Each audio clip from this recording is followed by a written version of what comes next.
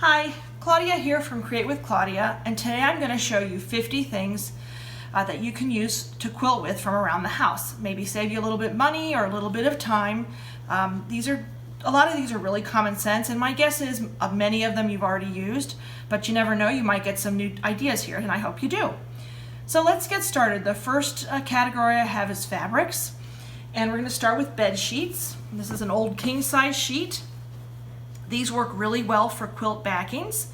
I do like to use them sometimes. It depends on the quilt I'm doing, of course, and that's with everything. One thing I should say when I start out this video is always think of what you're doing when you're using some of these tips. And if it comes to anything doing with fabric or that you're going to be maybe marking with or something like that, always test your fabric first. You never know how things are going to react.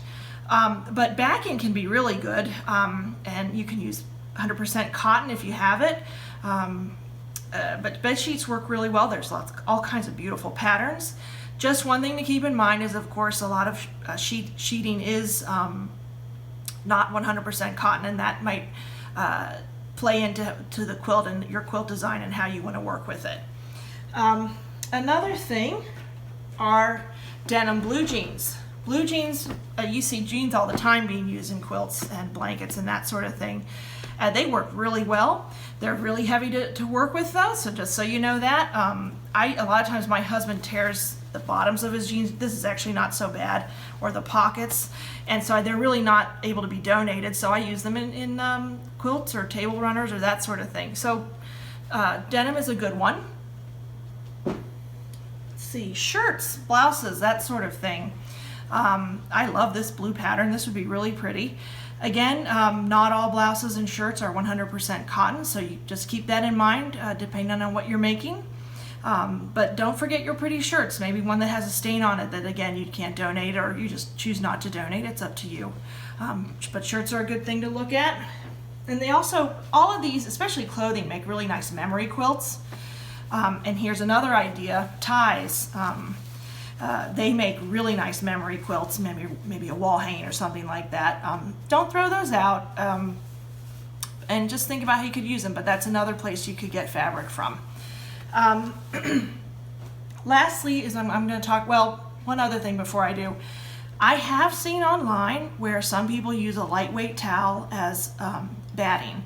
I've never tried it, but you could give it a shot, maybe for a small wall hanging or something, or a table runner. You might have a real lightweight towel, an old towel, just to give that table runner a little bit of weight.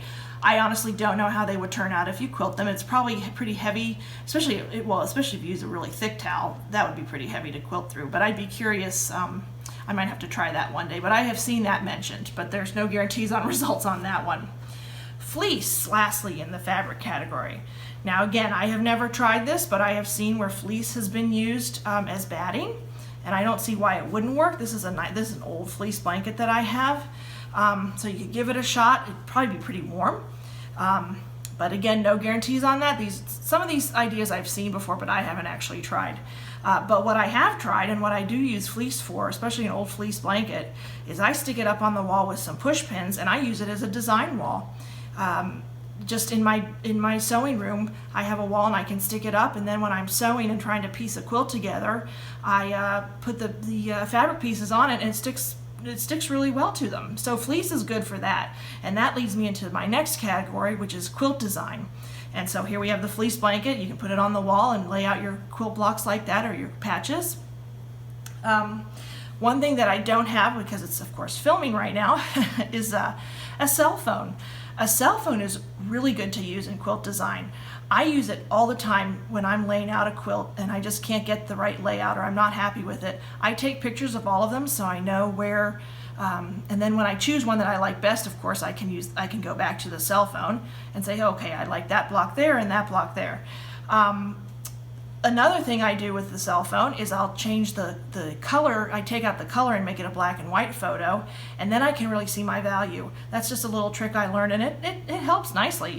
You'd be surprised. Play with your phone a little bit, like look at a carpet or something, and you can see when you turn it to black and white how those values really pop out and change. Okay, and these again are pretty standard, and I'm going to guess that you have most of these and you've used most of these. course, I always have graph paper around the house. I think any quilter does. There are some awesome computer programs out there for quilt design, but honestly, I just like the old-fashioned way where I sketch out my designs, especially because I really like geometric patterns, and I color them in. And so the one thing I never threw out from my daughter, even though she doesn't use them anymore, are her old crayons. And a lot of these are really small and old, but they work just fine for coloring. And it's actually really relaxing. It seems like coloring's made a comeback, especially for adults.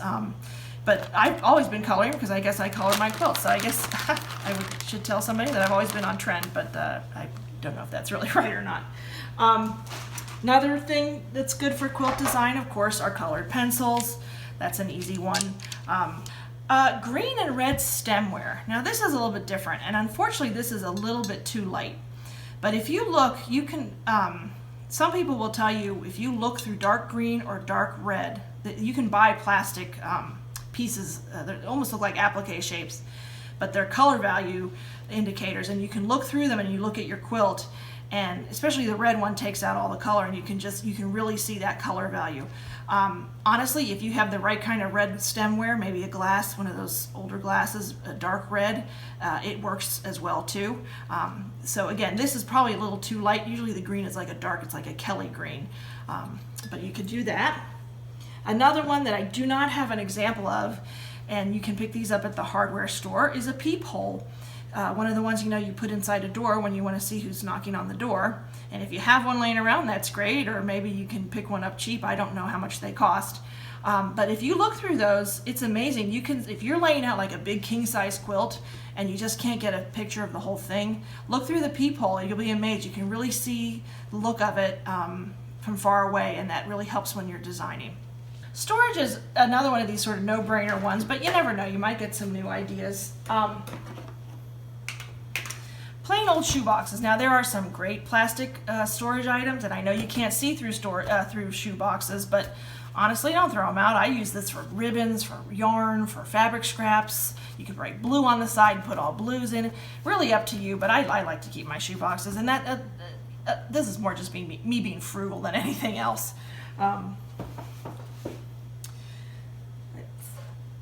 Prescription bottles. They work really well. These empty old prescription bottles. You can put bobbins in them, all kinds of little needles, or maybe the thread you're working on. Maybe if you're traveling somewhere and you want to just put a few little things in something so it doesn't get lost. Old prescription bottles, empty prescription bottles that are cleaned out are really good for that. That's one I like. Let's see. To hang things, I like to use hangers. I use hangers a lot in my closet. I hang up all my quilt tops that are waiting to be quilted.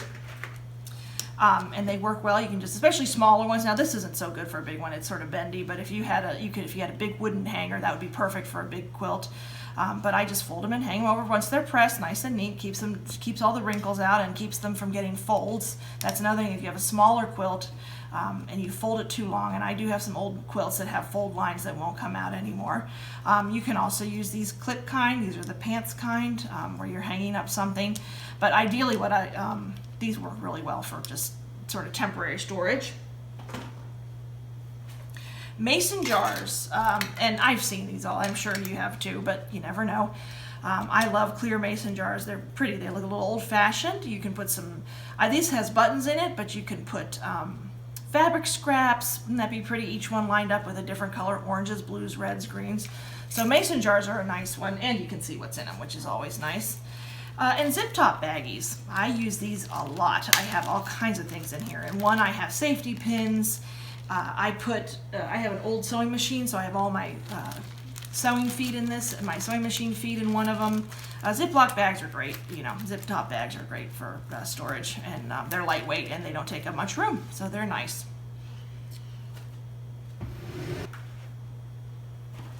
For applique, there's a few things I use.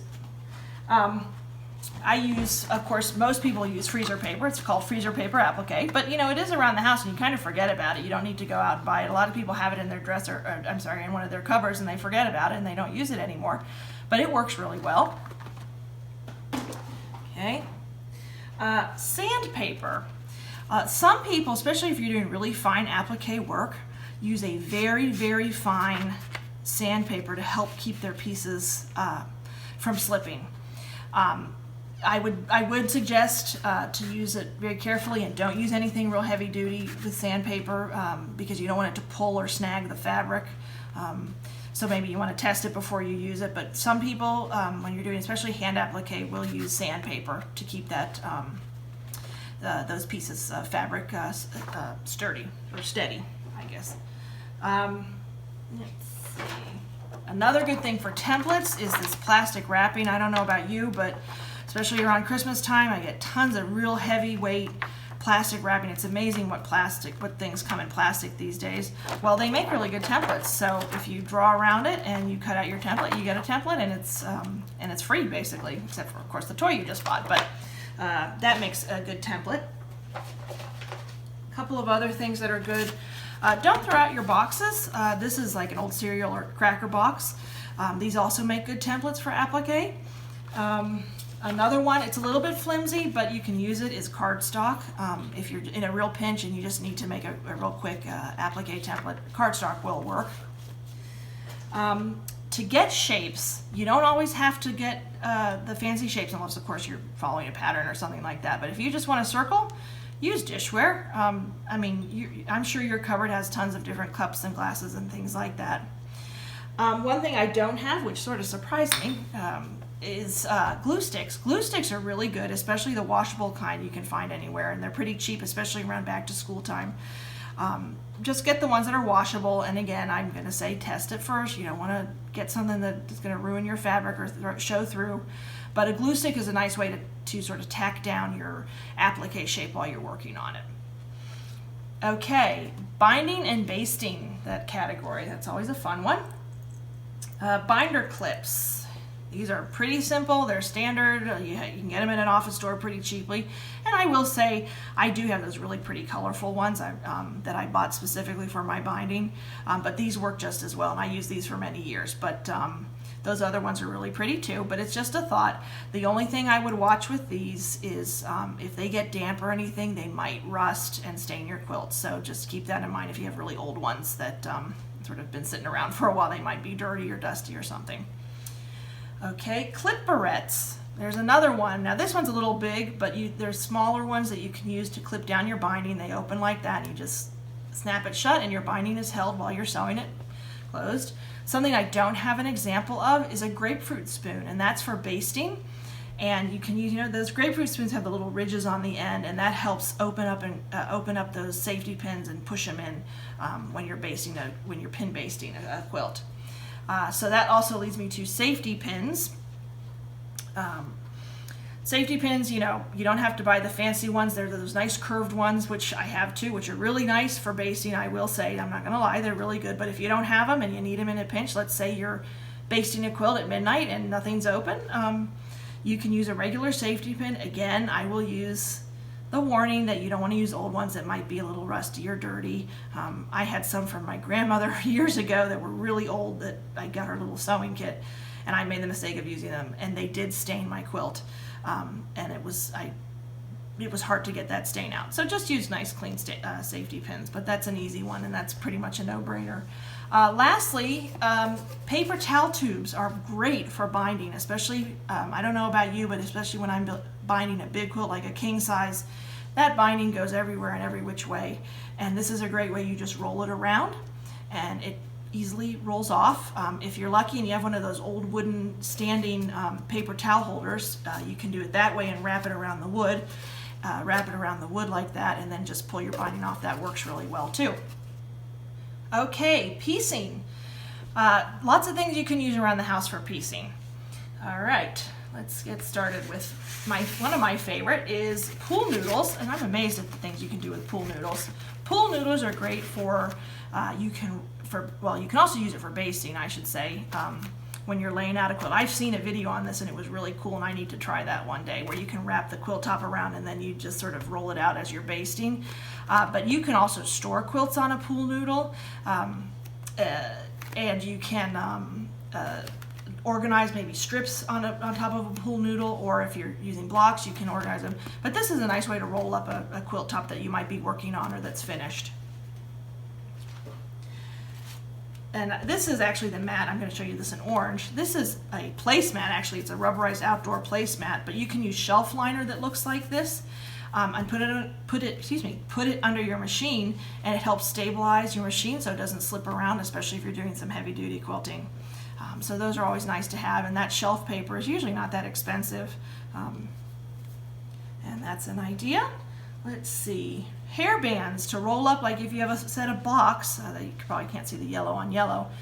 They're good for maybe clipping together a set of blocks, just using those. Tweezers, one of my all-time favorite tools I use in my quilting room. I am constantly sewing across pieces of string and that sort of thing, and these tweezers really help get things out of those little hard to get places, and you know, pulling out threads and things like that. Tape, different types of tape, masking tape or painter's tape. They're really good. You can use that as a guide. You can put it on your sewing machine and use it as your 1/4 inch seam allowance guide. You can use it like that. You can also use it if you don't mind risking putting the tape on your backing fabric when you're basting and you lay it down and you lay your backing down. You can put tape on all 4 corners to hold it nice and tight. But just remember, you might get some stuff on your fabric. So these are good for that kind of thing.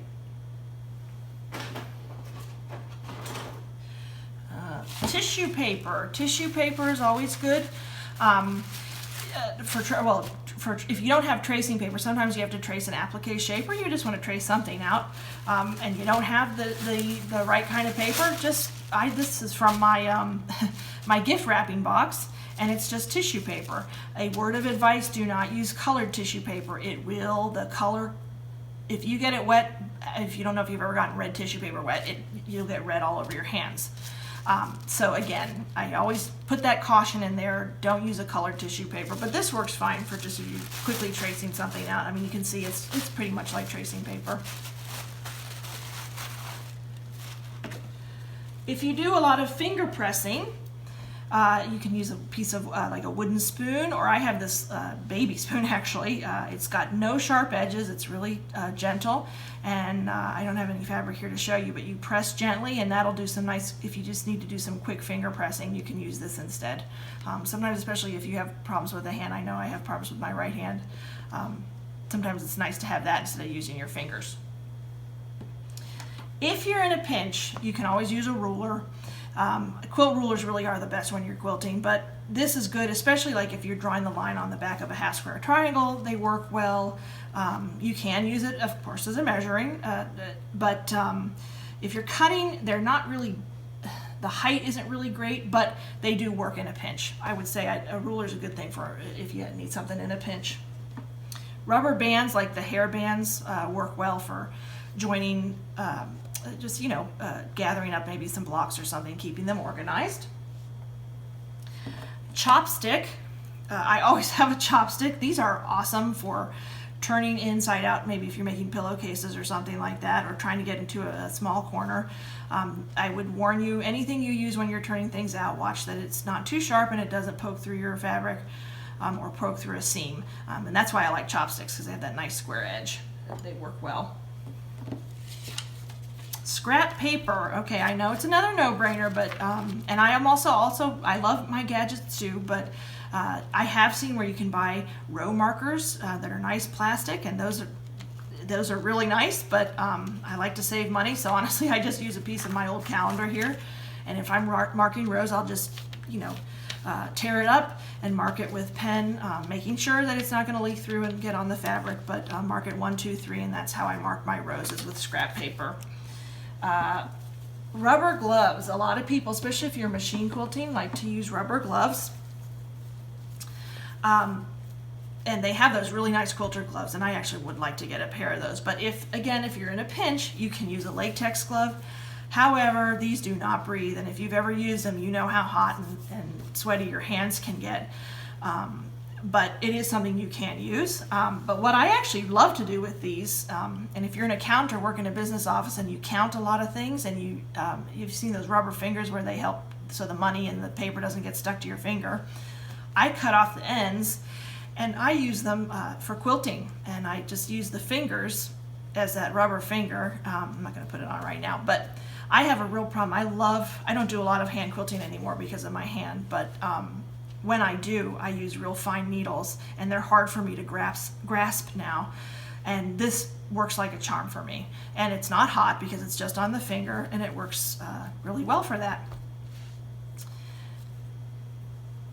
Okay, and then last but not least are some miscellaneous items that are sort of just little things you can use for all sorts of things. One is a clothes rack, and I use this, set it up by my machine, and when I'm organizing, especially if I'm doing a log cabin, and I just have strip after strip, I lay them across one of these in order, and they work like a charm. So a clothes rack is always good to have, and a lot of people have those around. Another no-brainer that I do not have an example of is a window. I do have examples, but you can't see them with the camera. But if you need to tray something, a window makes a great light box. A toothbrush. Toothbrushes are great if you want to clean out, especially a soft brush one. I would be really careful, but if you're cleaning out your machine or something like that, it gets into those nooks and crannies. Just make sure it's soft and you're gentle with your machine. You don't want to break it. Scotch tape is another one if you just need to maybe tape off a seam real quickly while you're working on something. Scotch tape is always valuable to have around the sewing quilting room. And this is just an example of a bowl, but you can find at hardware stores those magnetic bowls, and they work really well for putting pins in. The pins won't fall out. You can tip them over and they won't fall out. I actually have a tutorial of one that I made, my own magnetic bowl, which is really pretty. You could buy a ceramic and then put a magnet underneath. It's pretty easy, and it just makes it really pretty. It's a nice way to keep your pins. And lastly is my favorite tool around the quilting room, and that is my lint brush, my lint remover. I use this on quilt tops, on my floor, on my shelves. When I try to vacuum, one of the things, because I have so much thread on the floor, because I'm not the neatest quilter, it gets caught in the the brushes and things like that, and it sort of ruins the vacuum cleaners. So I just go around and pick up threads and lint and that sort of thing with this. And especially if I'm finishing up a quilt and I'm getting ready to maybe send it to the long armor, or I'm getting ready to quilt it myself, I'll just run a lint brush over it to clean it all up, so none of the fuzz. I have a dog, so no fur gets caught in it either. So there you have it. There are my 50 plus suggestions for things you can use from around the house to quilt with. I hope you got a few new ideas. I'm sure plenty of them you do use, but I do hope you found some useful information. I appreciate you watching. Thanks so much, and have a great day.